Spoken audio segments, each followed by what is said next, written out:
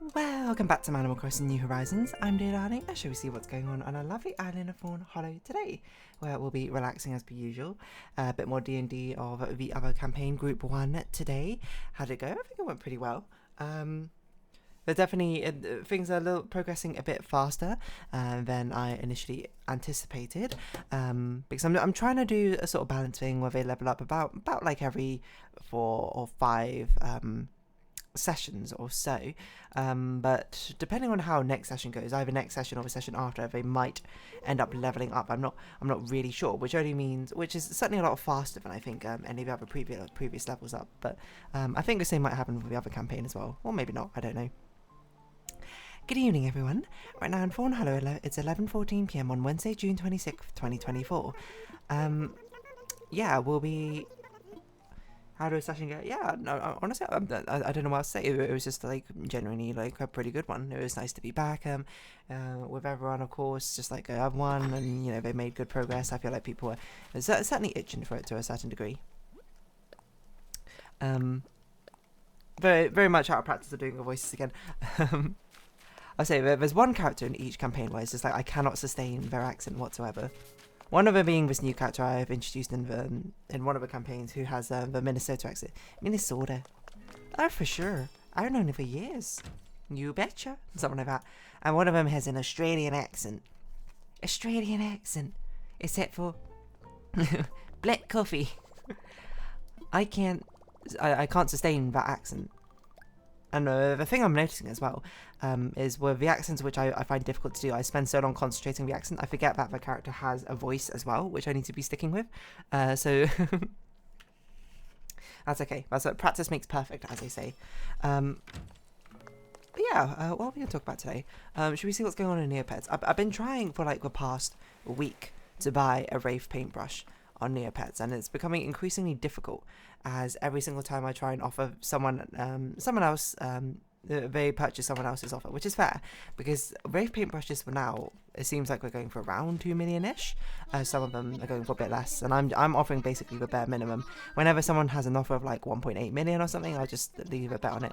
I'll leave a trade on it. But I'm sure some people are probably leaving like much higher results, much higher numbers, because it seems like it's going for around 2 million or something, which means that basically I've done like 8 trades now, and every single one I think has been they've gone for someone else's stuff, which is totally fair. Like, I don't expect people to immediately go for mine just because it's mine, because like, why not? I'm not like doing anything special.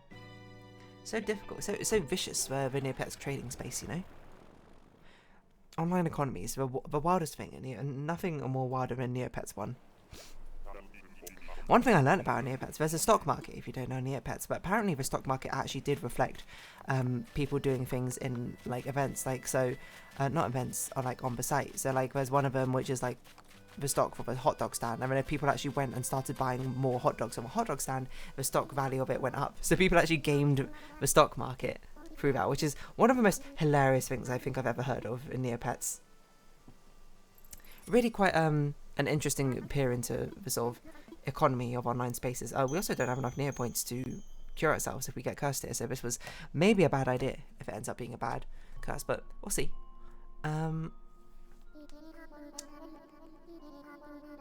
Here's a little bit wet at the moment. I did have a shower.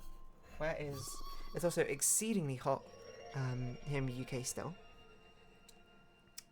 but you know, that's all part for the course. Sorry, I'm just putting like a hair clip on my hair just to hold my hair up, so I've not got like wet hair dripping down onto my neck. Unfortunate. Oh, okay, this is a good one. Like, good friendship will increase. What about my other gacha game? Is anything going on? Not really, to be honest. It's kind of like mid-cycle right now, so there's not going to be really a lot going on. Check back at the start of the month and we'll see what's happening. Australian accent. Knifey spoony. Why are you and none of your friends up here? Come on, lads. Yeah, I don't know. What else to talk about? So withdraw some cash. Gaming news? Anything? Oh, you know what? I watched a video of someone making a game for a game jam. Oh god, what was it called? It was called something like was it called like it's something like gnomes, but it wasn't gnomes. Not literally gnomes, but like more gnomes, I suppose, in general. Was it?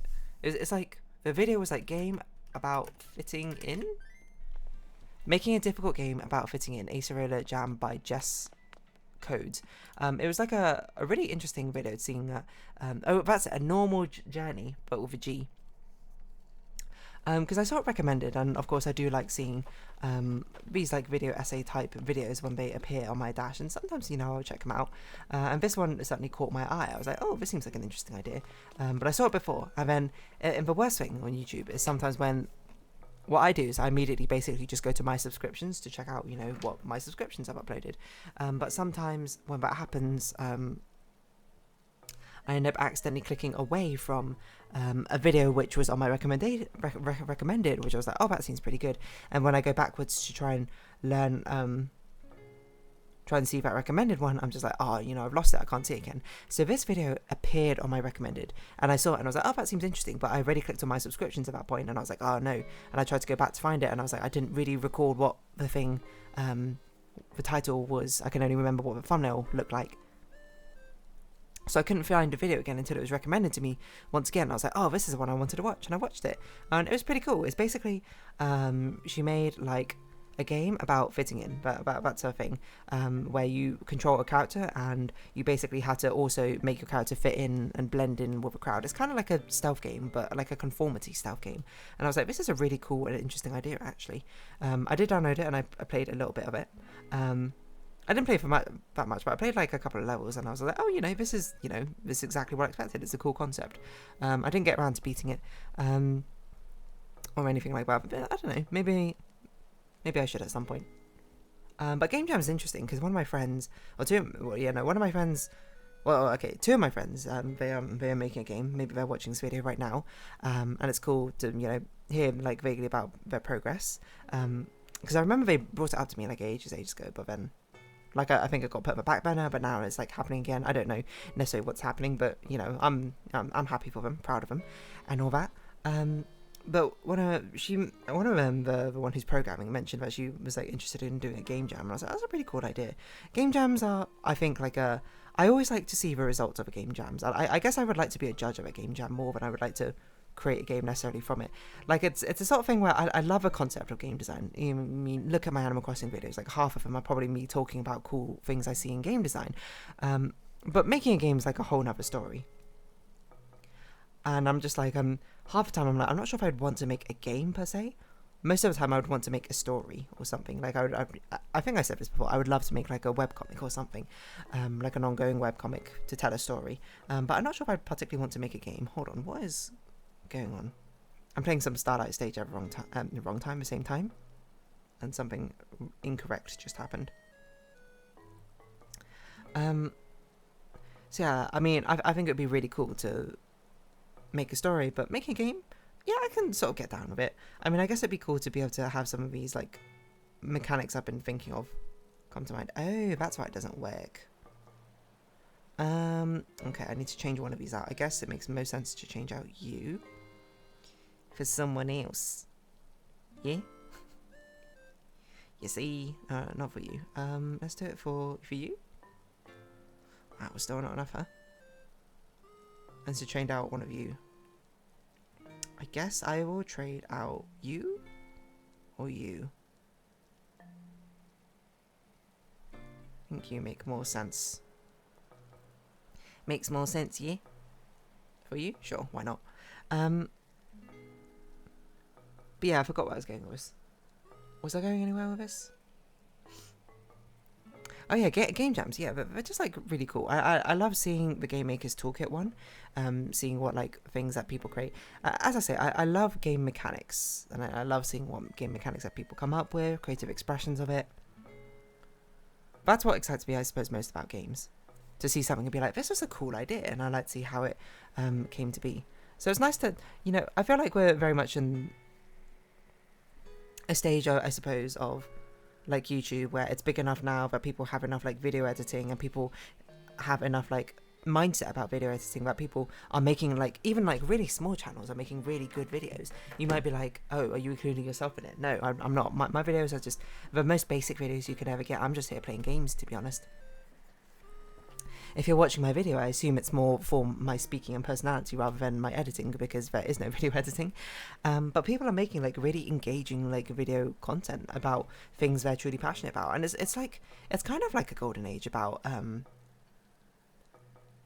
not progress, but like of entertainment in that sense. Like I could probably be like, oh, you know, I've been like really getting into like ornithology and like bird watching or something, and I could just go on YouTube now and I could probably find like a small subset of a community who've made like probably like really good videos about like bird watching or something like that. I think that's awesome. Obviously, I'm sure there's a bias towards things which are much more digital, like video games, creation, digital art, programming, I don't know, anything to do with computers, I wouldn't be surprised, but there's still like a strong subset of a community who focus on the things that you are interested in, right? Like it's a thing that I say, which I would completely blew my mind, and I brought it up. Like, there's one really specific, hyper specific video. It was of like Five Nights at Freddy's characters dancing to a K-pop song which was popular like a couple years ago or something, and animated in like Source Filmmaker or something. Did it or no? Animated in MMD, Miku Miku Dance. And I was like, this is feels like such a niche like obscure overlapping of different, you know, fandoms, like the MMD fandom / Vocaloid fandom, and Five Nights at Freddy's fandom, and then the K-pop fandom or something at the same time. But you know, here it is. There is a video, there is a community which is representing it. So what I'm saying is, if you're a small content creator out there and you're making cool videos, continue about your passion, continue to do so. You know, I'm finding them very fascinating when I randomly stumble across them. I suppose there's always that little caveat as well. But not everyone who necessarily makes them might not be an expert in their area, which these sort of video essays always very much thrive on the perception that whoever's speaking is an expert, and the way that people portray things being like, yes, I know exactly what I'm talking about, or like, this is the best way to do this, etc, etc. Not always, kind of dependent, which can lead to people you know, just one, spreading false information, or taking wrong ideas, or teaching wrong lessons. Like, I know there was like some drama over some YouTuber recently who had like these long form video essay content things, and then she was like actually just like plagiarizing or something, and I can't remember. It was some like really weird random thing, and I was just like, oh, drama, okay, click away from that. I guess that's kind of an inevitability as well, which is, I guess, a shame. You would think that it'd be like, oh, you know, it could be determined by the community. Like, if a community is like, oh yeah, this is actually like really informative and whatnot, then they will become popular. But of course, for one, that's not always the case. It's not always, popularity is not really determined by actual educational value, as I think all of us would agree. But also, like, the audience you're judging to, you're selling this stuff to, are the layman's terms that you're explaining to, right? Or like, can only understand the layman's terms that you're explaining. It doesn't, like, they're not going to know who's an expert or who's not an expert from what they're saying necessarily, because, I mean, they're not an expert themselves. Like, how can you judge if you're not an expert yourself in something, right? That's what makes it difficult. That's what makes it confusing. That's what makes it hard to understand where you're coming from. Sorry, I don't know. Just trying to do my Australian accent. Clearly need to watch more Australian shows like Bluey or something. And you might be like, hey, dear darling, there's a whole range, there's a whole bevy of not American. I mean, yes, American, but Australian accents out there, and I'm like, that's very true. But I don't know them, so one step at a time, of course. But yeah, like these long form like essay content from small creators is cool. Like, support small creators of anything really. And I don't mean this as like a, ooh, support me sort of thing, because at the end of the day, I'm doing this because I want to play games, not really for this. But I mean, like, if people want to support me, I'm not going to be like, oh no, don't do that. I'm going to be like, oh, thank you very much, like a reasonable person would. But it's cool to see. It's cool to see. Actually, now I'm looking at this video of a game about conforming in. I see, you know, look at all these other interesting videos which have struck my attention. I made a 0-player game. That seems interesting. I don't know what that means. AI learned to play tag from AI Warehouse. I love AI Warehouse's videos. I should really subscribe to them. I don't know why I haven't. But it's also a thing. You might be like, I don't mean to put AI Warehouse necessarily on blast because it's just an example. But are AI Warehouse, do they make entertaining videos? Yes, absolutely. Very entertaining about deep learning models and like teaching a deep learning model how to perform X, Y, Z activity. But if you ask me, I'm like, was like, are they actually like legitimate? Like, maybe they're just making this stuff up. Maybe they're just animating this stuff and it's not actually AI learning. Would I be able to tell? And the answer is I absolutely would not be able to. I've got no clue what determines if they're good or if it's not good, if it's bad, amazing, etc., etc.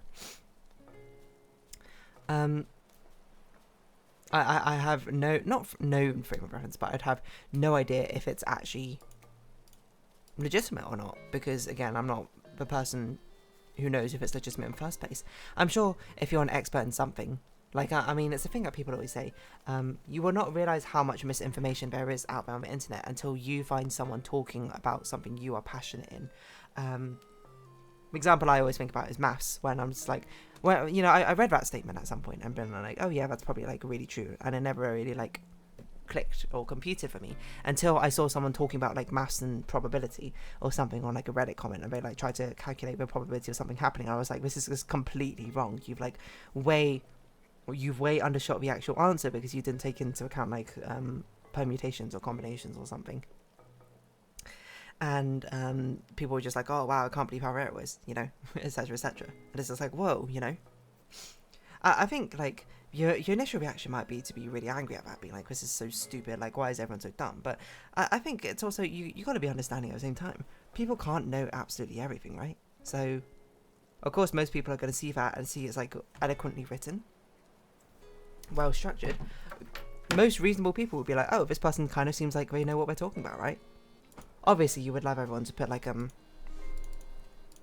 just a healthy amount of skepticism into things so that they question stuff here and there, but nonetheless it's no surprise that people might not, if it sounds convincing enough. Like who are, well, where do you get your sources from? Like most people are not going to go up and immediately sort of like start researching if something is or isn't correct. Is that a good thing or is that a bad thing? I don't know. It's just a thing. I don't even know what to put here. What am I even going to title this video? Like essays. Support.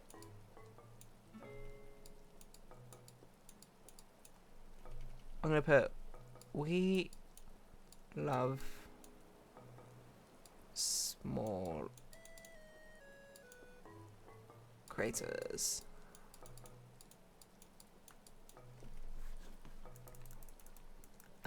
Yeah, I don't know. Stuff is interesting. Yeah, I guess is the moral of this entire story, which is not really much in the way of a moral itself, but still. And on that note, I guess I'm going to round this episode up here. So if you have been watching, thank you very much. It's been Animal Crossing New Horizons. I've been Dear Darling. Likes, comments, subscription, shares, greatly appreciated. Socials, Discord down below. Hope to see each other again, but for now, it's our farewell. So until next time, bye-bye for now.